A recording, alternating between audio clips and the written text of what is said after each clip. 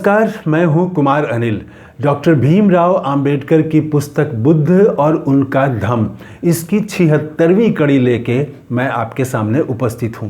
पिछली कड़ी में हम लोगों ने बात की थी कि नशे का, मेले में घूमने का, रात में बेवजह घूमने का क्या हानि होता है और कैसे सच्चे मित्रों की पहचान करें, अच्छा दोस्त क्या होता है, इन सब चीज़ों पर पिछली कड़ी में हम लोगों ने बात की थी। इस कड़ी में हम लोग बात करेंगे कि बुद्ध ने बच्चों के लिए क्या कहा, बुद्ध ने स्टूडेंट के लिए क्या कहा और पति पत्नी के लिए क्या कहा, मालिक और नौकर के बीच संबंधों पर क्या कहा और बेटियों के लिए, लड़कियों के लिए क्या कहा।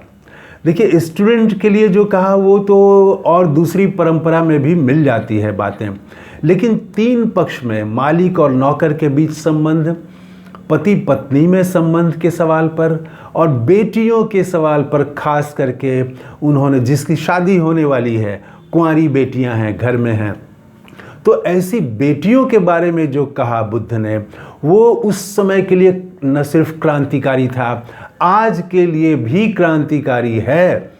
आज भी ऐसे कई हिंदू संगठन हैं जो ये प्रचार करते हैं, मानते हैं कि लड़कियों का काम जो है विवाह के बाद सिर्फ पति की सेवा करना है, अच्छी पत्नी बनना ही कार्य है उनका, उनके जीवन का लक्ष्य है। लेकिन बुद्ध ने ये बात नहीं कही। उन्होंने 2500 साल पहले जो बात कही वो आज भी प्रासंगिक है। बेटियों के बारे में जो उन्होंने कहा, आज हम इसी पर चर्चा करेंगे। तो शुरुआत करते हैं कि उन्होंने बच्चों के बारे में क्या कहा। बच्चों के बारे में उन्होंने ये कहा कि आप छोटे हैं, आप अपने माता पिता की सेवा कर रहे हैं, तो आप ये सोच के सेवा करें उनकी कि अभी वो आपका पालन पोषण कर रहे हैं, आपका भोजन दे रहे हैं, आपके स्वास्थ्य की देखभाल कर रहे हैं, आप अच्छा और बुरा इसमें आपको पहचान बता रहे हैं, आपको बुराई के रास्ते से बचा रहे हैं, आपकी रक्षा कर रहे हैं। तो बड़े होने के बाद आप भी अपने माता पिता की रक्षा करें, उनकी सेवा करें, उनका पोषण करें, मतलब उनका भोजन पानी इसकी व्यवस्था करें। तो ये आप बाद में करेंगे, ये सोच के अभी आप वो जो माता पिता जो आपकी देखभाल कर रहे हैं, आपका पोषण कर रहे हैं, वो तो आप ग्रहण कर रहे हैं और आप अभी से सेवा करें। और सेवा करते हुए ये मन में सोचें कि बड़े होके जब माता पिता बूढ़े हो जाएंगे तो आप उनका पोषण करेंगे। ये बच्चों के लिए कहा उन्होंने। उसके बाद स्टूडेंट के लिए, ये दूसरी परंपराओं में भी मिल जाता है। बुद्ध ने कहा है कि स्टूडेंट को शिक्षकों का कैसे सम्मान करना चाहिए, क्योंकि शिक्षक जो होते हैं तो वो अपना सारा कुछ जो है वो दे देते हैं आपको। तो जब वो आपके सामने आएँ तो आप अपने आसन से उठ के उनका अभिवादन करें और जो वो बताएं उसको मन लगा के पढ़ें और उत्साह से पढ़ें। ऐसा नहीं कि बोझ की तरह, ड्यूटी की तरह नहीं, उत्साह के साथ पढ़ाई करें आप, ये कहा उन्होंने। माता पिता के लिए भी उन्होंने कहा कि आप बच्चों को बुराई के रास्ते से बचाएं। मैंने अभी दिवाली में देखा कि छोटे छोटे बच्चे, 8 साल 10 साल के बच्चे जो हैं वो 2-2 झोला भर भर के पटाखे फोड़ रहे थे। मैंने तो समझाने की भी कोशिश की, लेकिन वो मानने को तैयार नहीं थे। उनका कहना है कि एक ही दिन तो फोड़ रहे हैं हम तो, और वो पूरा धुआं मैंने दिखाया कि आप देख लीजिए खुद ही कि जो आप पटाखे फोड़ रहे हैं कितना धुआं निकल रहा है, और वो धुआं तो सबके छाती के जरिए उसके सांस में जा रहा है, शरीर में जा रहा है वो धुआं। तो लेकिन वो बच्चे समझने को तैयार नहीं थे, क्योंकि उनके माता पिता ने खरीद के दिया था। 2-2, 3-3 हज़ार रुपये का, 4-4 हज़ार रुपये का झोला भर भर के दिया। तो ये बुद्ध ने कहा कि ये माता पिता का काम नहीं है, उनको अच्छी राह दिखाना। ये अब कौन बताएगा कि आप पर्यावरण जो है, आप पटाखे फोड़ेंगे तो वो जो धुआं जो है किसी की छाती में जाएगा। तो एक दिन तो हम करते हैं, इससे क्या हो जाएगा। तो मैंने कहा कि अगर एक दिन आपके घर के दरवाजे पर मैं कूड़ा फेंक दूं कि एक ही दिन तो फेंक रहा हूं, तो क्या आप मना नहीं करेंगे। तो वो चुप हो गए, लेकिन वो माने नहीं, वो करते ही रहे। तो माता पिता का असर था। अगर माता पिता ने समझाया होता, पर्यावरण के बारे में बताया होता, अगर हवा की स्वच्छता के बारे में बात की होती, नदियों की स्वच्छता के बारे में बात की होती, तो शायद वो बच्चे वो झोला लेके और ख़रीद के न दिया होता। तो वो भी किसी दूसरे बच्चे को समझाते। तो माता पिता के बारे में भी उन्होंने कहा, पति पत्नी, नौकर और मालिक और लड़कियों, इसके बारे में उन्होंने बहुत क्रांतिकारी बात की उस समय, अपने समय के लिए। उन्होंने पति पत्नी के बीच संबंधों पर कहा कि दोनों के बीच आदर होना चाहिए। ये नहीं कहा कि सिर्फ पत्नी को पति में देवता देखना चाहिए, पति को परमेश्वर मान लें और आप ही उनके लिए सारा पर्व त्यौहार करें और पति की कोई जिम्मेवारी नहीं है। उन्होंने म्यूचुअल रिस्पेक्ट की बात की कि दोनों एक दूसरे का आदर करें। ये बुद्ध के यहाँ है। समानता, बराबरी, सम्मान, इसकी बात बुद्ध के यहाँ है। बुद्ध के यहाँ कर्मकांड तो है नहीं। तो बुद्ध ने ये एक दूसरे का आदर करने के लिए कहा।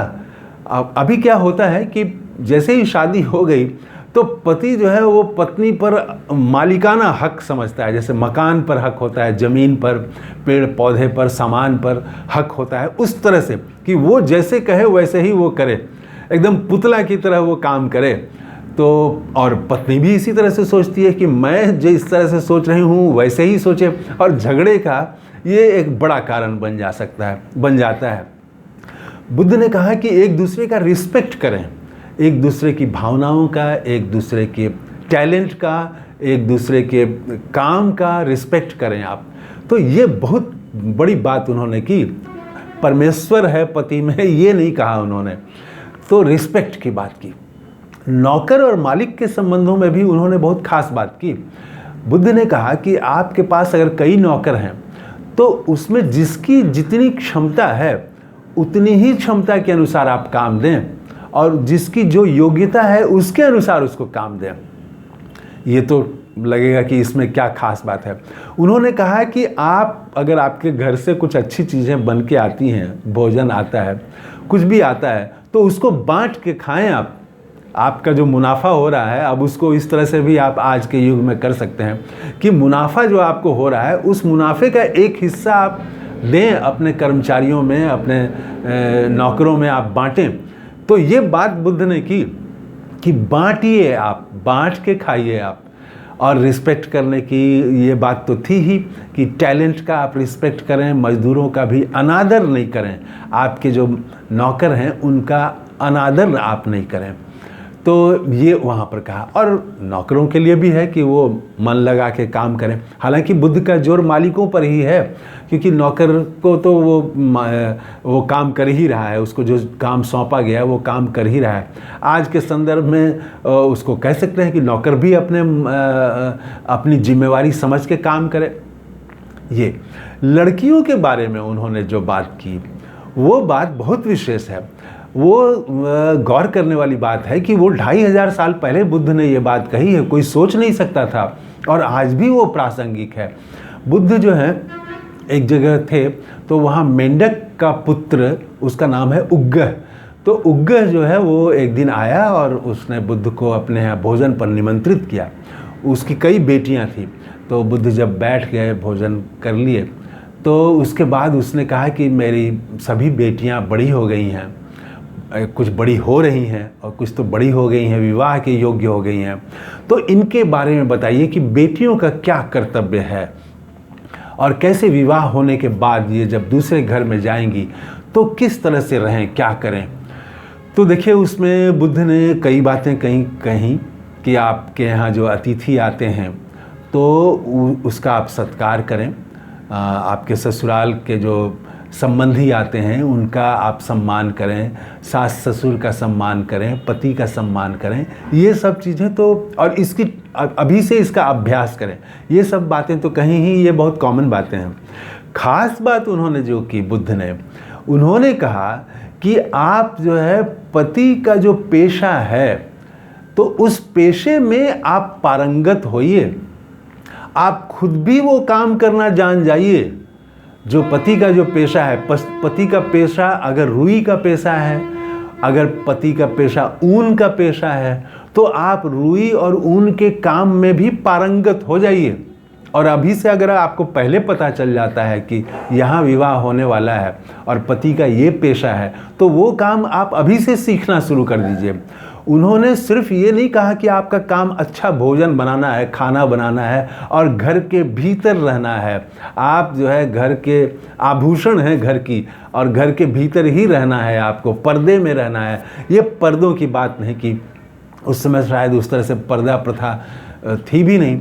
तो बुद्ध ने कहा कि आप काम सीखिए, और वो जो पति का जो पेशा है उसको आप सीखिए, आप और उस पेशे में पारंगत होइए, ताकि आप वो काम में आप मददगार बन सकें। आप जो आर्थिक उपार्जन होता है, घर की जो आर्थिक आय है, उसमें आप हिस्सेदार बने। आप तो उनके भीतर जो गुण है, किसी लड़की के भीतर, किसी महिला के भीतर जो गुण है, उस गुण को विकसित करना, उनमें उद्यमिता, एंटरप्रेन्योरशिप जिसको कहते हैं, वो डेवलप कैसे हो, ये बात वो कर रहे हैं बुद्ध 2500 साल पहले।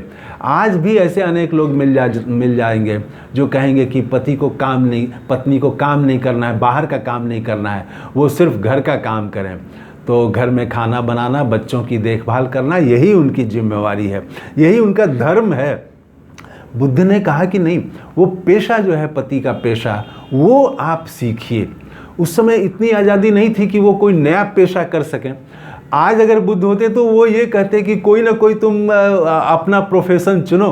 पति का प्रोफेशन अगर नहीं चुन सकती हो तो अलग, जैसे हम देखते हैं कि पति अगर किसी दूसरे कंपनी में है, पत्नी किसी दूसरे कंपनी में काम कर रही है, दोनों का पेशा भी अलग है। तो वो आज बुद्ध होते तो यही बात कहते, वो ये नहीं कहते कि घर में रहो। तो ये 2500 साल पहले उन्होंने कहा कि आप में उद्यमिता का, बेटियों के लिए कहा कि आप में उद्यमिता का विकास हो, इसके लिए अभी से आप अभ्यास शुरू कर दें।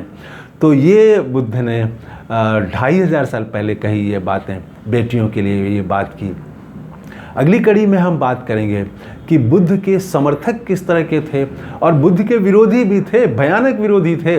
आज भी आप देखेंगे कि कोई भी आप अच्छा विचार लेके चलिए तो उसके विरोध में लोग खड़े हो जाते हैं लोग। तो वो उनके जो विरोधी थे वो कैसा विरोध करते थे, कैसा षड्यंत्र रचते थे बुद्ध के खिलाफ में, अगली कड़ी में हम इन चीज़ों पर बात करेंगे। तो बुद्ध को नमस्कार करते हुए थैंक यू, धन्यवाद, जय हिंद।